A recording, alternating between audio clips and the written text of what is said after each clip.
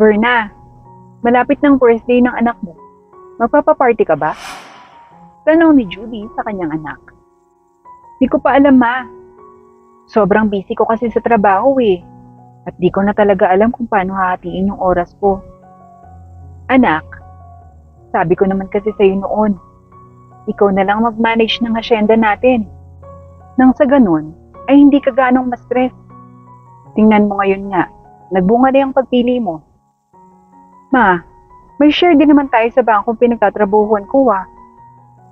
May share nga tayo. Pero mas mainam pa rin kung ikaw mismo ang magpapatakbo.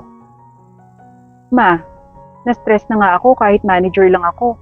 Tapos gusto niyo pa akong sabihan na ako yung mamahala. At teka nga, bakit napunta sa trabaho ko yung usapan natin? Eh ikaw yung unang nag-iba ng topic, anak. Huwag mo nga isisi sa akin. Ay nako, ewan ko na lang talaga sa inyo. Tumatanda na talaga kayo, mama. Ang dali-dali nyo nang makalimot. Hindi ko nakalimutan ah. Baka ikaw. Dahil sa sobrang busy mo dyan. Nakalimutan mo ng kaarawan ng anak mo. Wala ka nang oras sa kanya. Wala ka pang plano sa kaarawan niya. May plano naman ako, ma. Sadyang marami lang talaga akong iniisip ngayon. At pinoproblema ko pa kung saan ako kukuha ng pera para sa gagawing party. Aba, naubos ang pera mo, Berna? Grabe ka naman. Halos libre ka na nga lang dito sa bahay. Kasi ako yung bumibili ng lahat ng pagkain at bayarin ng kuryente at tubig. Tapos sasabihin mong wala ka ng pera? Ma, marami akong inaasikaso. Huwag ka kayong magulo. At total, apo niya naman niyang si Kitty. E di, ikaw na lang yung magpagaso sa lahat ng babayaran sa gagawing party. At diba, ikaw din naman yung may idea niya na. Aba Berna, baka nakakalimutan mo na marami rin akong gagawin sa pera ko. Ma, sige na. Ikaw na lang yung bahala, okay? Give mo na lang yan sa apo mo. Total, sa lahat ng birthday niya, ako naman yung gumagastos, di ba? Huwag mo na akong bula-bulahin, Berna. Responsibilidad mo yan bilang ina. Hindi ka ba nahihiya? Kahit matanda ka na, ako pa rin yung naghahanda ng pagkain sa birthday mo. Dahil ina mo ko. Kaya nga ma, ikaw na lang. Total, nakaya mo ang gawin sa akin na anak mo eh. Sa apo mo pa kaya, di ba? Kaya sige na, give mo na lang yan kay Kitty. At alam kong matutuwa yung bata. Ewan ko ba sa'yo, Berna? O sige na nga, titingnan ko sa credit card ko kung magkano ang laman nito mamaya. Ma, ako na lang yung titingin ng balance mo para mas mabilis. Dahil sa mahaba-haba pa naman ang pila. At sobrang init, baka ma-stroke ka. Wag na, ako nang pipila. Alam ko namang kukupitan mo ko. Ikaw pa. Grabe ka ma, anong kukupitan? Di ah. Sus, huwag ka nang magrason pa dyan. Akala mo naman di kita kilala, Berna. Hay naku, bahala ka nga dyan, mama. Ikaw na nga lang tinutulungan, ayaw mo pa. Bahala ka rin sa buhay mo. At baka kupitan mo pa yung pera ko. Baka nakakalimutan mo na para sa kaarawan to ng anak mo. Okay. Makaalis na nga. Basta mama, ikaw nang bahala sa gastusin ha. Sabihan mo na lang ako kapag may ready funds na. Para sa ganon, sasamahan kita sa pagbili ng mga decoration. At pati na rin sa pagkain. Huwag mo na akong samahan pa, Berna. May nakita ko sa cellphone ko na marami na ngayon nag-aayos para sa mga birthday. Kaya't mag-hire na lang tayo. Para sa ganon, wala na tayong aalalahanin pa. Ay nako, ang bongga mo na talaga ngayon, mama. Aba, ako pa ba? Porket matanda na ako. Alam mo naman yung ginagawa sa makabagong panahon. Tinuruan mo kasi ako mag-cellphone. O sige, maalis na ako. O sige, baka pupunta ako mamaya sa bangkong pinagtatrabahuhan mo para doon na rin ako mag-withdraw, iha. Sus, hihingi rin naman pala ng tulong, napaka-arte pa. Saad ni Berna at agad na lamang nag-roll eyes bago tuluyang umalis at pumunta sa kanyang opisina. Dali-dali naman siyang pumunta sa bangko upang asikasuhin ang isang pagpupulong na kailangan niyang daluhan. Ma'am Berna, kayo na lang po yung hinihintay. Saad ng isa sa mga empleyado sa bangko. Ganun ba? Napagsabihan mo na ba si Kyla? Na siya munang bahala dito habang wala ako. Ay opo ma'am, parating na rin po yun. O sige, salamat Amy. Walang anuman ma'am. Sagot ng empleyado at agad namang pumasok na sa loob. Habang si Kyla naman na isang supervisor sa kanilang bangko ang naka-assign muna para mag-entertain ng mga kliyente tungkol sa pag-o-open ng mga account sa ATM. Good morning Ma'am Kyla. Bati sa kanya ng isa sa mga guard. Tumungo lamang siya bilang sagot. Andito na ba yung mga kliyente natin? Hindi po namin alam ma'am. Pero baka parating na ho. Good. Dahil ayoko sa lahat na ako yung pinaghihintay. Mataray nitong sagot. Hindi nagtagal, ay agad din namang dumating ang kanilang mga kliyente at hindi niya akalain sobrang nakakapagod pala ang trabaho bilang manager. Ma'am Kyla, mabuti nga po at pumayag kayo na ikaw muna yung papalit kay Ma'am Berna. Inosenteng tanong ng isang empleyado. Actually, ayoko sana. Kasi nga 'di ba, supervisor ako dito at mataas pa ang posisyon ko kay Berna. Pero sad to say, major shareholder ang ina ni Berna dito sa bangko, kaya hindi ko siya matatanggihan. Okay? Ay, ganun po ba ma'am? Kaya po pala. Yes. Kaya kung ayaw mong sayok maibunton lahat ng pagkabwisit ko, bumalik ka na sa trabaho mo. Ang aga-aga nakikimarites ka. Saway ni Kyla, kahit medyo napahiya naman ang empleyado at agad nang bumalik sa kanyang ginagawa. At pinagpatuloy na rin ni Kyla ang kanyang trabaho. Ay, sa wakas, tapos na rin ako. Nakangiting saad niya. Nang biglang may nagsalita sa kanyang likuran. Excuse me miss, ikaw ba yung lalapitan kung magpapa-open account? Tanong nito, kahit agad na napalingon si Kyla sa nagsalita. Yes, ako nga, bakit? Sagot nito, at bumilog ang kanyang mata na kanyang makita ang mukhang isang matandang naligaw. Magpapa-open account kayo? Hindi makapaniwalang tanong ni Kyla. Sana miss. Seryoso ka ba? O baka malakas lang ang trip mo, Lola? At isa pa, huwag mo akong tawaging miss. Magrespeto ka naman. Supervisor ako dito. Ay, sorry naman miss. Ay, ma'am. Ay, sorry ma'am. Hindi ko po alam.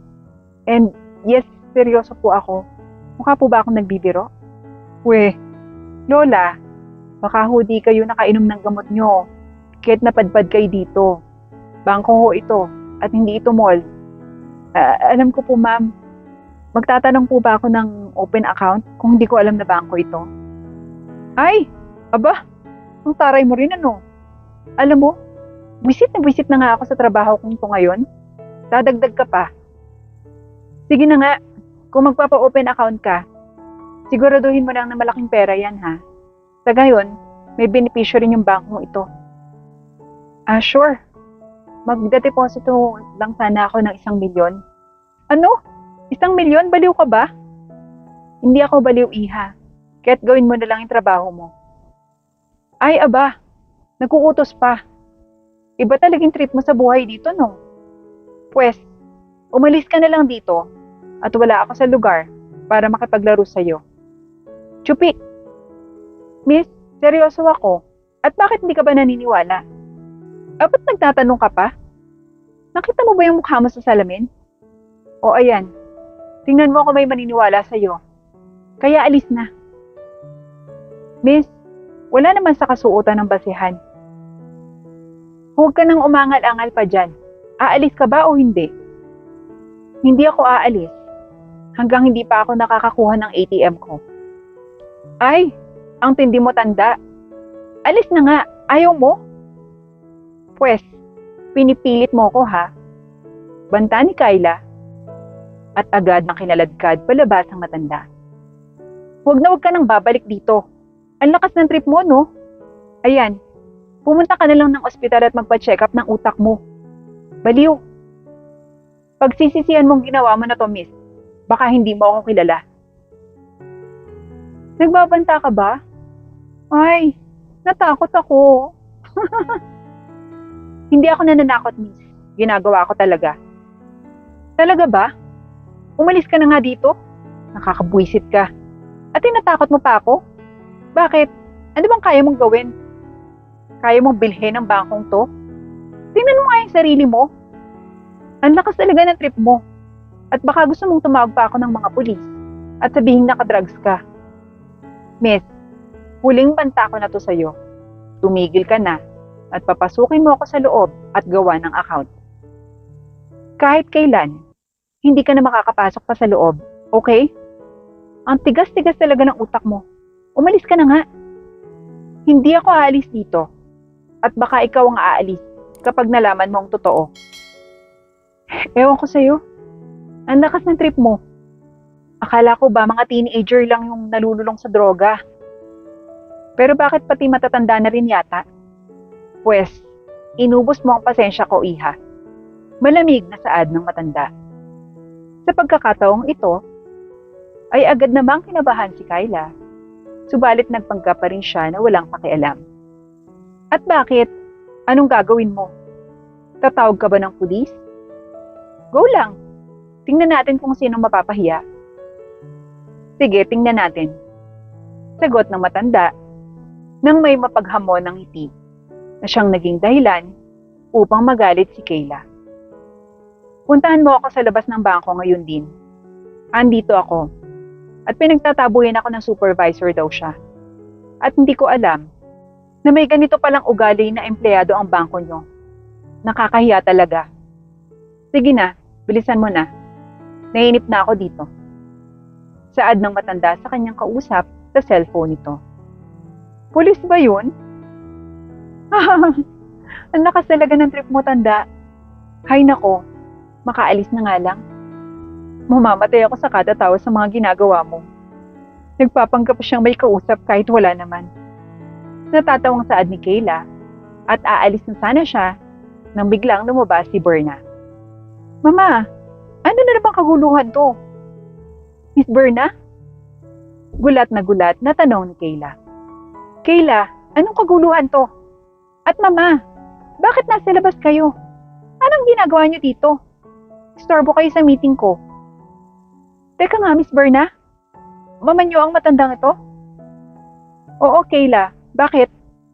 Nagtatakang tanong ni Berna. Ay, wala po, ma'am.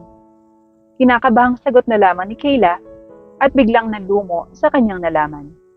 Mama, care to explain this thing? Well, Berna, anak, alam mo naman siguro na mabait akong tao. Pero kailangan na nating tanggalin ang babaeng yan. Ha? Bakit naman? At hindi tayo basta-basta nagpapatalsik ng mga empleyado, mama. Lalo na isa siyang supervisor. Wala akong pakialam kung sino siya at anong posisyon niya.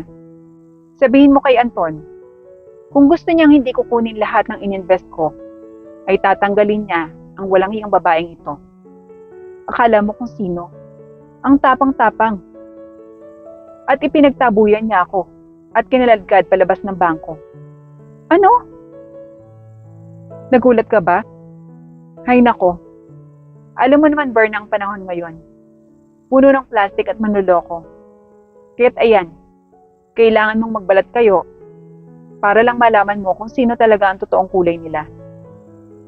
Kayla, totoo bang lahat ng sinasabi ni Mama? Sorry po, Miss Berna. Hindi ko po alam na mama niyo pala siya. Akala ko po kasi nagtitip lang siya eh. Berna, huwag mong pairalin yung pagkamaawain mo. Ang ganyang mga ugali ay hindi kailanman deserve na bigyan ng isa pang pagkakataon. Isipin mo nga, nire-respeto lang nila ang mga taong kilala. Kaya pala, kawawa ang mga mahihirap. Dahil siya mismo ang nagpapatunay na kailangang maliitin ang mga mahihirap. Ma'am, Berna, please maawa po kayo. Sorry, Kayla. Pero tama ang mama. Pasensya ka na talaga. Saad ni Berna at agad na tinanggal siya sa kanyang pagiging supervisor sa kumpanya. Agad namang nagkalat ang naging balita tungkol sa ginawa ni Kayla kung kaya't naghirap siya dahil wala siyang nahanap na trabaho dahil wala nang tumanggap sa kanya.